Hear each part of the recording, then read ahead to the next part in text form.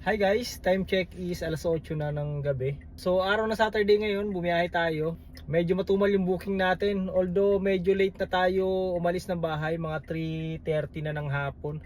Tapos nga ngayon alas 8 na ng gabi. Pero hindi naman ganun katumal. Maganda lang kasi pag Saturday wala masyadong traffic. Pero kanina medyo mabagal din yung pasok ng mga booking sa atin. Medyo matagal yung pagitan, siguro mga 10 to 15 minutes bago tayo pasukan ng booking. Pero nung gabi na, magagabi na, medyo sunod-sunod na rin yung booking natin and medyo malalaki na rin yung binibigay sa atin. Tapos pagdating nga ng alas 7 ng gabi, napadpad tayo sa Espanya. So nagset tayo ng may destination pa uwi dito sa bahay.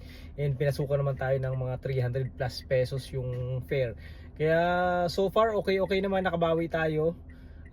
Kumita din tayo ng mga 2,000 pesos.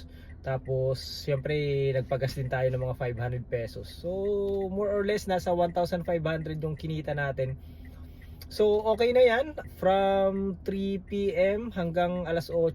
So meron tayong 2,000 pesos sa loob ng 5 oras. So okay na yan kaysa tumambay sa bahay and manood ng Netflix. So at least meron tayong malinis na 1,500 pesos. Araw naman kasi ng Saturday ngayon, so dapat nagpapahinga tayo. Sumundot lang tayo dahil wala naman tayong ginagawa sa bahay. So sa mga gusto mag sideline, kung sideline lang ang kailangan nyo, hindi nyo naman kailangan yung panghulog ng sasakyan, hindi nyo naman problema yung pangkain. So kung sideline lang kayo, Sabado Linggo lang kayo bibiyahe, so okay naman ang kitaan.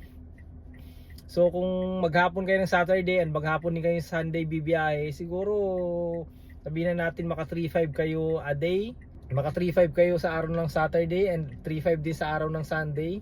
Tapos ibawas mo ng tagwa 1,000 yung gas. So may malinis ka sigurong 2,525. So may 5,000 ka per week kung Saturday and Sunday ka lang bibiyahe. So sa isang buwan yan, pwede kang kumita rin ng 20,000 pesos na malinis na.